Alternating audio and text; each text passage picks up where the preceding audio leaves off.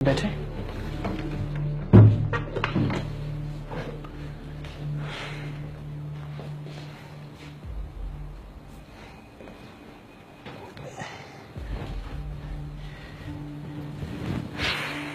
Easy हो जाए।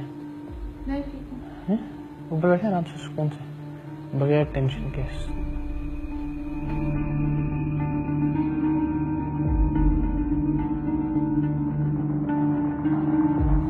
नाम क्या आपका?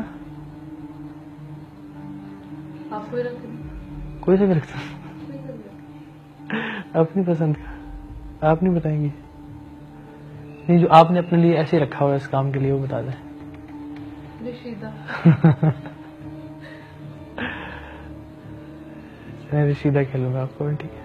नहीं, ऐसे का नाइट का क्या मतलब होता है? कितनी देर? 4-5 घंटे होते 4-5 घंटे?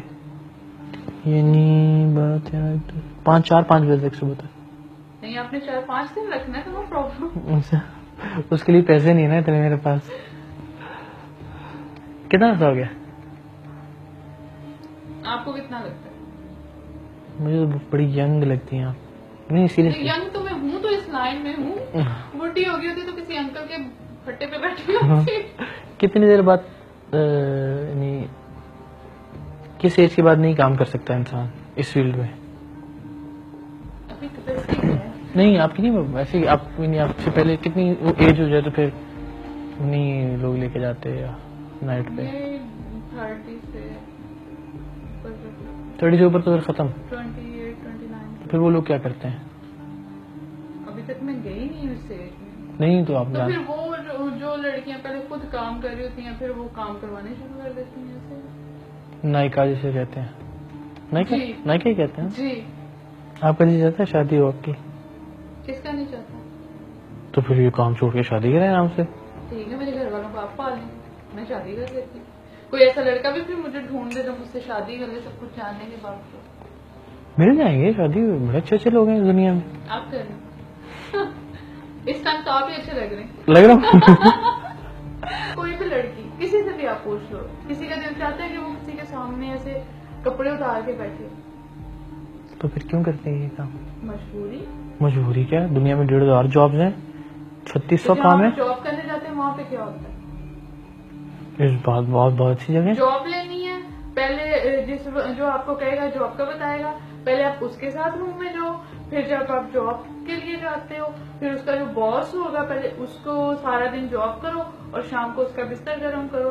ये जॉब है आजकल। तो फिर ठीक है, बंदा ऐसे कर ले। जब 100 का ही पैसा कमाना तो फिर कम क्यों, ज्यादा कमा ले। उनकी शक्लें देखने को दिल नहीं करता जिन लोगों के साथ पूरी पूरी रात गुजारनी पड़ती है। दिल तो उस टाइम करता है खेल के बंदा एक थप्पड़ मारे कि हम जैसी एज की तुम्हारी बीवियां भी और बेटियां भी हैं, लेकिन कोई भी नहीं सोचता। मैं भी एक नॉर्मल लड़की थी दूसरी लड़कियों की तरह, ऐसा नहीं था कि शुरू से ही ऐसी हूँ। जाहिर है बच माँ के पेट से थोड़े की वैसे पैदा होता ऐसे है। ही है, बस हादसा। अच्छा बताए। 13 साल की थी, मम्मा ने दूसरी शादी की। तो बचपन से एक इंसान पालता आया था। 2 साल की थी जब मम्मा की शादी हुई। उसके बाद पता ही नहीं था, कभी सोच ही नहीं थी कि इस इंसान की नीयत भी ऐसी हो सकती है। खैर उसने क्या किया, जब बड़ी हुई उसने देखा कि अब बड़ी हो रही है, तो मम्मा को इतना था ही नहीं, क्योंकि ब्लाइंड ट्रस्ट होता है वो था। तो मैं अपने स्टेप फादर को पापा कहती थी।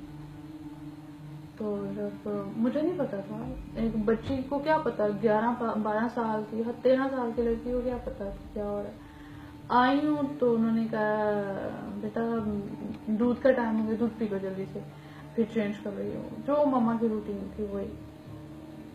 दूध पिया, दूध पीने के बाद होश ही नहीं रही कि कहाँ पे हैं। तो जो उनके दिल में आया उन्होंने किया। अब एक बेहोश है बंदा, उसके साथ कौन क्या कर रहा है किसी को क्या पता, या उस इंसान को क्या पता। उसके बाद उसने मुझे सीढ़ियों से धक्का दिया। आपके बाप ने? स्टेप फादर, जिसे आप पापा कहते हैं। पापा कहते। उन्होंने जब सीढ़ियों से धक्का दिया तो फिर हॉस्पिटल ले गए। डॉक्टरों को यही शो करवाया कि बच्ची मतलब कि गिर गई है सीढ़ियों से, इसलिए बेहोश हो गई। जब मम्मा आई तो हॉस्पिटल पहुंची, उन्होंने देखा कि क्या हुआ। एक डॉक्टर था कोई, उसने मम्मा को साइड पे जाके कहा कि आपके बेटे के साथ ऐसा हुआ है। कैसा हुआ? ऐसा कोई नशा लेने के बाद क्या करेगा? रेप। आपके स्टेप फादर ने आपका रेप किया।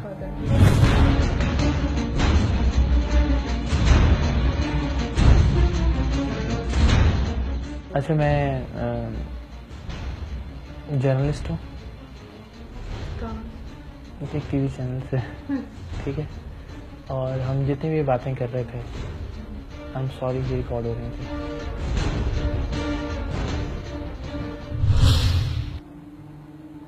मुझे लगा कि अपने आप मतलब आपको बता के, किसी भी बंदी को हम बता के अगर ये बात करेंगे तो शायद वो जो दिल की बात है, वो जो आपकी आंखों में आंसू आ रहे थे बार बार, वो नहीं आते, अभी भी आ रहे हैं।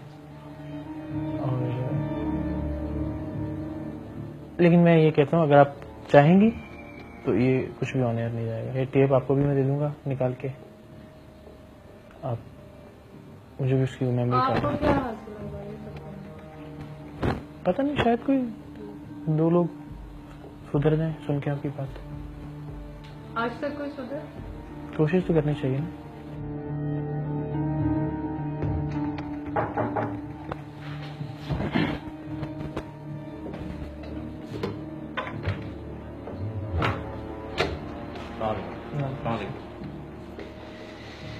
आपकी इजाजत से अगेन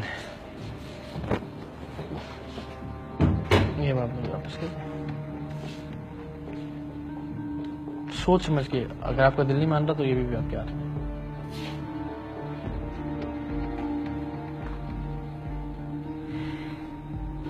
ठीक है, तो बस मैं इनकी वापसी का देख लूंगा। तो